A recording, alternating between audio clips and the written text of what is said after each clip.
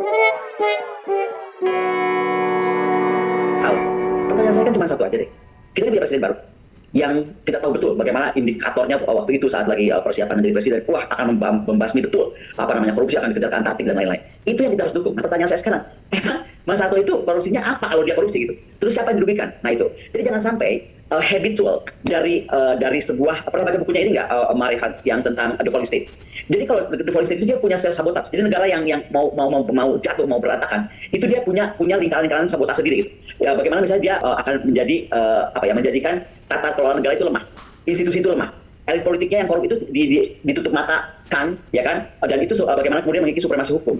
Ada kemudian akan mendorong kolaps ekonomi, jangan salah nih, dunia sedang nggak baik-baik aja, kita akan terpikir ke sana. Kemudian ada misalnya faktor kenaikan PPN yang sedang ramai juga 12%. Ini semuanya akan memicu sebuah keributan besar di negara menurut saya. Kemudian negara gagal dalam mempertahankan keamanannya, internalnya. Gini loh, sebenarnya kadang-kadang orang menganggap gini, oh Indonesia aman aja kok, negara kita tetap berdaulat, semuanya tidak ada yang terjadi apa-apa, Laut Cina Selatan apa-apa, Natuna aman. Sebentar, ya kan, jangan salah, walaupun aman dianggapnya, ketidakstabilan politik itu adalah sebuah jaminan negara harus menjamin masyarakatnya punya kestabilan politik. Jadi ketika sekarang terus kita tuh tergerus saja untuk mikirin politik gitu kan, apalagi politiknya seperti kriminalisasi begini, ya kan, kalau saya boleh sebut kriminalisasi, ini kapan kita mau bergerak maju gitu loh. Nah, karena kemudian ini akan berdampak pada banyak hal. Ketika negara itu tidak stabil, itulah kenapa negara harus menghadirkan stabilitas politik.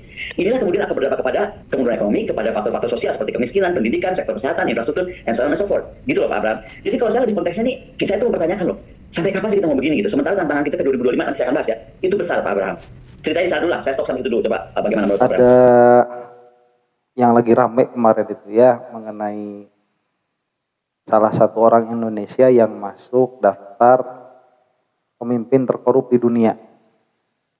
Nah ini saya nggak mau membahas itunya ya, karena bukan bidang saya. Cuman muncul seseorang, saya baru tahu karena saya tidak terlalu mengikuti perkembangan politik.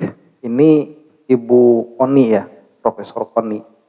Beliau itu salah satu guru besar di salah satu university di Rusia. Nah, saya mendengarkan di podcastnya Bapak Abraham Samad kalau tidak salah itu mengenai Hasto menjadi tersangka begitu di dalam korupsi. Cuman yang menarik bagi saya adalah bagaimana Profesor Koni ini melihat ancaman terhadap negara Indonesia dan kenapa Indonesia ini negaranya nggak maju-maju gitu. Nah saya ini membandingkan sama si Guru Gembul ya, soalnya si Guru Gem ini dia juga sering mengatakan umat muslim itu terkhusus di Indonesia itu tertinggal. Dan dia itu mesti bawa-bawa ustadz begitu. Oh ini gara-gara pesantren gak mau maju karena pemikirannya jumud. Yang dibahas hanya sekitar perkara Allah itu bersemayam di arsy atau tidak. Kemudian apakah Allah itu punya tangan atau tidak.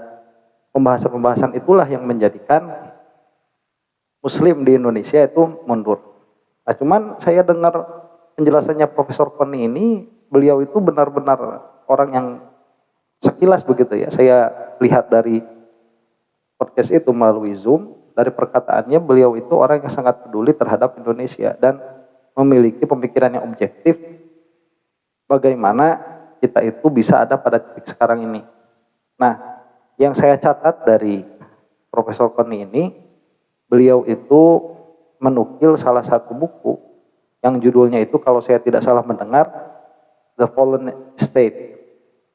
Kata beliau itu negara yang mau jatuh memiliki sabotase-sabotase yang melemahkan institusi negara. Jadi dari perbincangan yang beliau lakukan dengan Bapak Abraham Samad itu saya melihat ya ada upaya pelemahan negara Indonesia, terutama bukan dari luar negeri, tetapi dari perilaku politikus itu sendiri. Jadi kita itu, negara kita sekarang ini lebih berfokus untuk saling menyandra antara satu politisi dengan politisi yang lain. Karena sedari awal transaksinya itu adalah transaksi kepentingan, yang mana memang pemerintahan yang lalu itu berhasil gitu ya untuk membuat satu koalisi besar, tapi pada akhirnya itu hanya menjadikan saling sandra politik. Nah akhirnya kepentingan negara ini tidak diperhatikan dengan baik.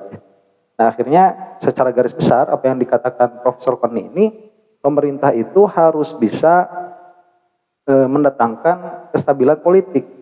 Jika politiknya tidak stabil seperti sekarang, bagaimana rakyat itu bisa diperhatikan begitu.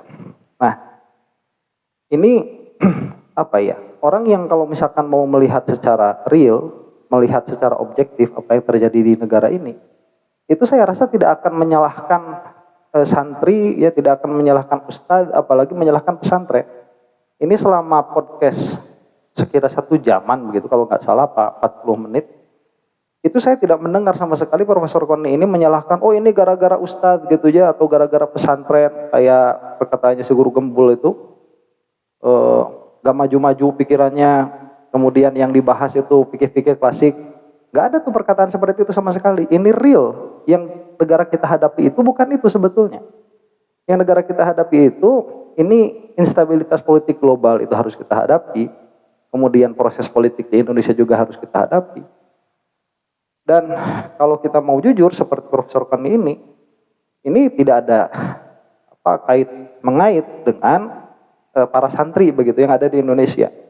Kata beliau itu kenaikan pajak, ya, politik global, stabilitas politik yang tidak ada, itulah yang menjadikan kita sebagai negara itu tidak bisa menghadapi konstelasi global. Jadi bagaimana kita ini mau berbicara di kancah internasional kalau di dalam negeri sendiri itu tidak ada stabilitas di dalam politik.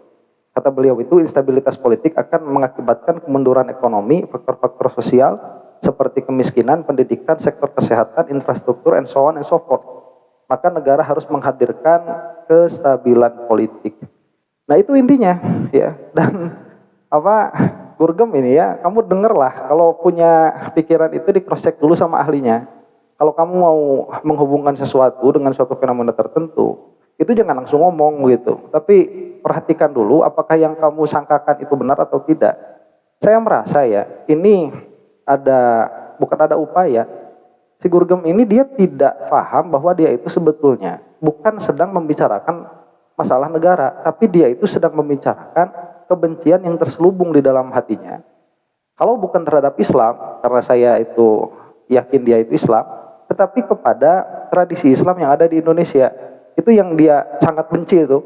Kehel kalau kata orang Garut mah gitu ya, sebel begitu.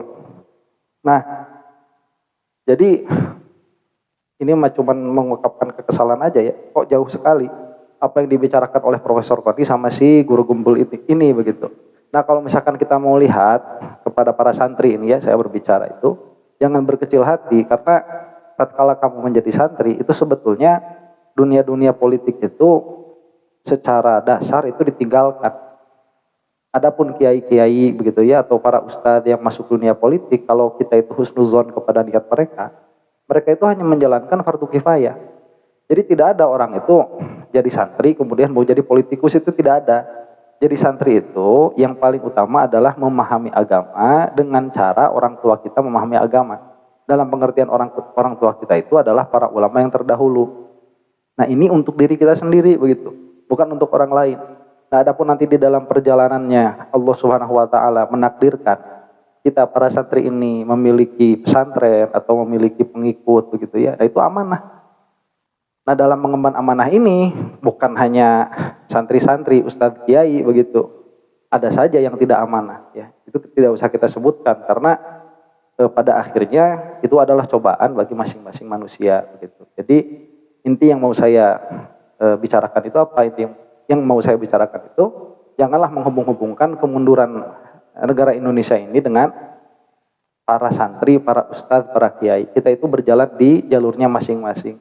Kalau santri nanti keluar misalkan ya udah 6 tahun mondok di pesantren salaf, itu alfiah nggak hafal, baca kitab nggak bisa, nah itu baru kegagalan pondok pesantren itu.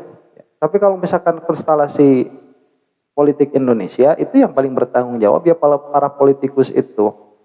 Jadi coba lihat sama kamu persentase berapa orang santri yang menjadi politikus sampai derajat yang tinggi-tinggi itu. Dan coba kamu lihat koruptor-koruptor itu ya, yang sampai miliaran atau bahkan sampai triliunan, yang santri itu berapa? Gitu. Insya Allah kamu nggak bakalan nemu. Ya, kalau ada kemarin misalkan Menteri Agama, ya coba cari berapa orang begitu. Itu presentasinya kalaupun ada sangat kecil sekali. Jadi jangan disalahkan. Ya, ini sudah logical fallacy dari si guru gembul. Jangan sampai terbawa sama narasinya yang pada akhirnya akan merugikan kehidupan kita di dunia dan di akhirat. Gitu. Wallahu a'lam.